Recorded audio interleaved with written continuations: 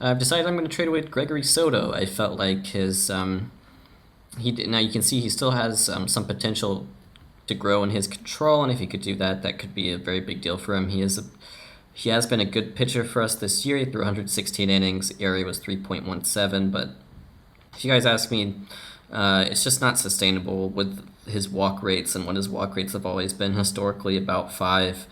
And I think while he was perfect for us this year, he's a guy I'm also willing to move on from. Um, Carson Fulmer is a guy who just hasn't seemed to be able to get it together for the White Sox, or at least for our White Sox. He's thrown, uh, about close to 350 innings for us, and hasn't been really anything but around replacement level. And so I'm gonna let him go as well, and we're gonna be able to acquire Ian Happ, which is awesome. I think he's going to slot into either right or left field for us. I think probably left field, might switch Jimenez to right field. And yeah, that's going to add a powerful bat to the lineup. So I'm willing to exchange these arms in order to get Ian Happ. So we are going to do it. So the trade has been made, and Ian Happ is our man. Okie dokie. So this is a big trade coming in, and I've done a lot of negotiating and sort of going back and forth on it. Certainly a pretty interesting one. My sort of gripe, if there's any gripe with this one, is giving up Axel Lig. So I feel like this guy could be really good major league ball player. This guy could be an all-star even. So I really hate to give him up, but the Cubs seem to be perhaps even more enamored with him than I am. Every time I was kidding, make this deal work now with whatever my specific combination of players was, he was always sort of the point. He was always the player that they wanted. So give him up. That's not great. And the other big player we're getting up is Zack Birdie. I don't have a gripe with that so much. He's due for arbitration in 2021. He had an amazing year in 2020 through 97 innings, 91 appearances. ERA under 3, 2 wins above replacement, 10 strikeouts per 9. Like he's amazing, but I still, for me, I have no qualms with trading away really good relievers and just kind of BSing my bullpen. Relievers are finicky in this game, and so I don't mind trading away a really good one if I can get, say, a starting pitcher in return. And in this case, I am. Garrett Frechette was our fourth round pick in 2020, not a huge prospect, and Guerrero is just a throw-in that the Cubs wanted basically. So not too enamored with him either. So it's a bunch of left fielding prospects, and then Zack Birdie. In return, we are trading with the Cubs as our trade partner. We are getting, I believe, I'm gonna say Adbert is gonna be that first name. Alzolay, it's gonna be my guess on that. His last name, I'm gonna say Adbert Alzolay. I really like this guy's ratings. He doesn't really have a weakness in as far as his stuff, movement, and control go. He's got a repertoire that's good enough to compete. I like that he is a fan fave because we're still trying to get butts in the seats to get our money up. The fact that he's fly ball pitcher, I don't love, but apart from that, looks really solid. He how many years of service time does he have? Is he over 1 year yet? I'll take a look at that. No, he still hasn't accrued even a year of service time yet, which is good. So that means he has plenty of that's in a really good amount of team control left. And with our rotation how it is, I feel like just adding another starting pitcher is going to really shore things up. And then we are also adding Cody Deason.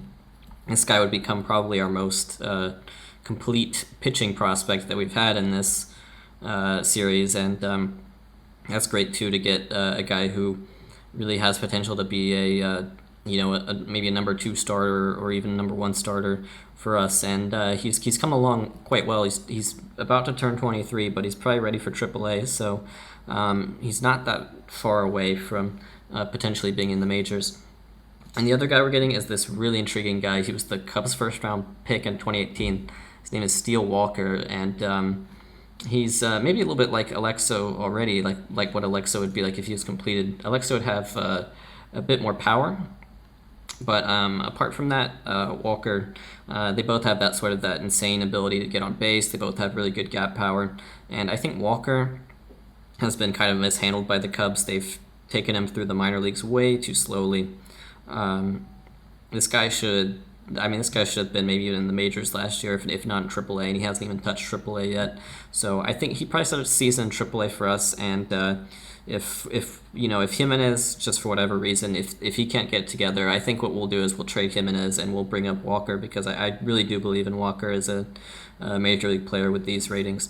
OSA doesn't think he's quite as good, but I'm going to go with my scout in this one and hope that my scout is closer to reality than OSA is. So yeah, this is the big time trade we're making, and I know Birdie's probably got to be pretty popular. No, he's just fair popular.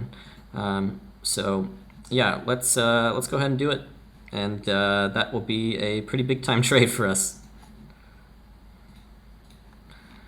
One good thing is that our fan interest increased significantly from that deal, so I'm actually going to try to up the price of tickets. The price of tickets has been really low, so I'm going to try to up it to get us some more money this year. Alright guys, I'm here in the still probably needs some fixing Rule 5 draft OOTP developments. But anyways, this guy I was trying to trade for as part of the deal we just did with the Cubs, but they weren't keen to give him up. But what they wouldn't do is actually protect them and put him on the 40-man. So I'm going to grab this guy, Gabriel Maciel, the Brazilian outfielder. He, I just feel like he can serve sort of a similar role to Victor Reyes, and I feel like he's actually a little bit better than Victor Reyes. And he certainly has more room to grow, so yeah, what I'm going to do is I'm going to probably just trade away Victor Reyes and keep Maciel as our fourth outfielder. Okay, we have a brand new total of 4 inductees for this year's Hall of Fame. Clemens, Bucina, Bonds, and Schilling, each, in one of their last years on the ballot, so all those guys will get in. Todd Helton and Roy Halladay, pretty close. Anyone maybe notable dropped from the ballot? Scott Rowland, I would say, is pretty notable, and then maybe also Andy Pettitte. So that is your Hall of Fame update. So as far as free agency, it's been a pretty uneventful one, but we've signed Corey Guerin to a 1-year, $1.4 million deal. Hopefully you can sort of fill that Zack Birdie-sized hole as far as our setup guy goes. We've also signed Domingo Germán to a minor league deal that will become a 1-year, $1 million major league deal. Also, Jerry Reinsdorf has raised our budget a bit, so that's really nice too. I'm still maybe looking at making a splash on a few guys, and of course I will keep you updated on that as we go. Alright, so I'm actually in negotiations to get Simmons back to Chicago. Obviously his initial wishes were far too high, that's why we didn't resign him then and there, but it's interesting, his demands have been 4 years, about $6.5 million. And now I've kind of gotten myself into a bidding war with the likes of Toronto.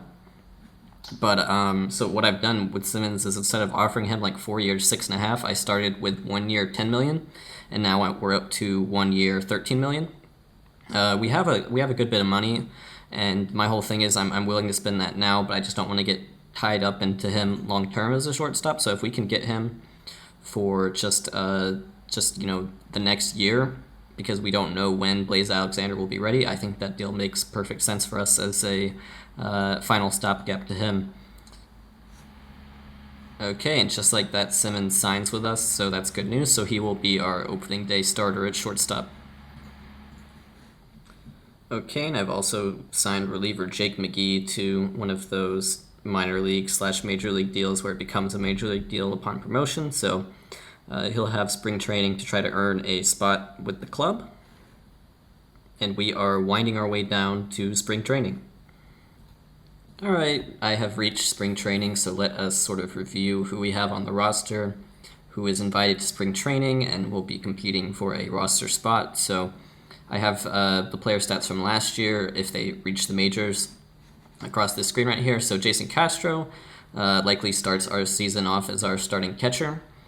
Shea Langoliers will likely start in AAA, but it's gonna be soon. It's gonna be pretty soon with him, I imagine. I've also extended a minor league deal with a major league option for Salvador Perez, and hopefully he would take to being the backup catcher in case we move on from Castro in favor of Langoliers, because Perez also has that captain personality type like Castro does, so that would be good.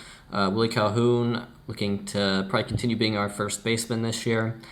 He hadn't taken to the position defensively quite as much as I hoped he would. I would hope he'd kind of be like a 55 or higher rated first baseman, but that's all right.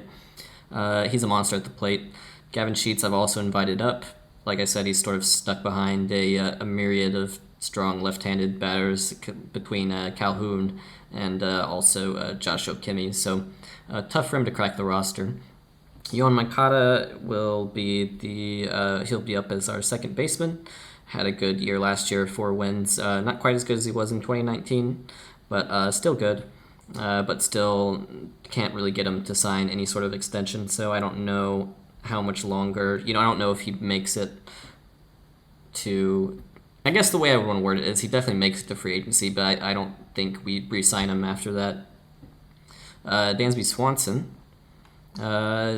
Still pretty solid last year. I thought the ratings have gone down the teeniest bit from what we thought they would be, but he is still, at the time being, our long-term third baseman. We have him signed to a pretty cheap extension for a while.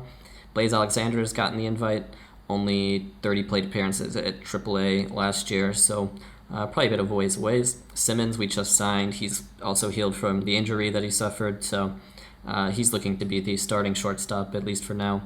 Engel Vielma is a guy that I actually added last year, but I couldn't get on the playoff roster because he wasn't eligible. He was put in after Simmons got injured, basically, and good utility outfielder type.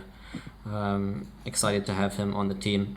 Eloy, this is really your Eloy's make or break year because he has Steel Walker kind of breathing down his neck. And Eloy's ratings are up as far as his actual ratings are, but his potential ratings may be a little bit down. So he kind of needs to make it happen.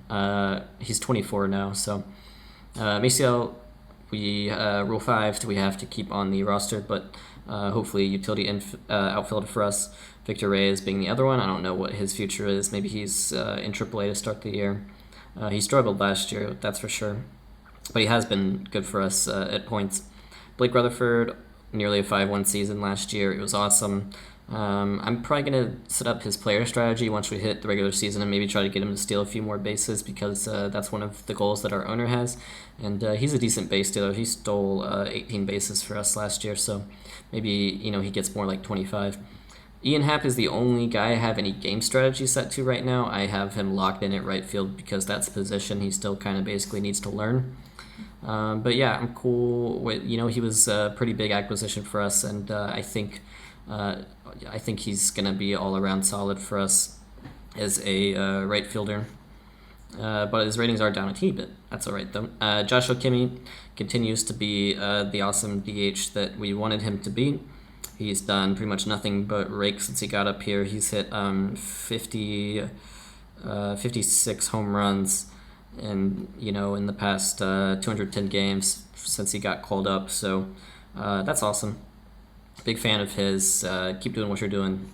As far as pitching goes, definitely some interesting faces here.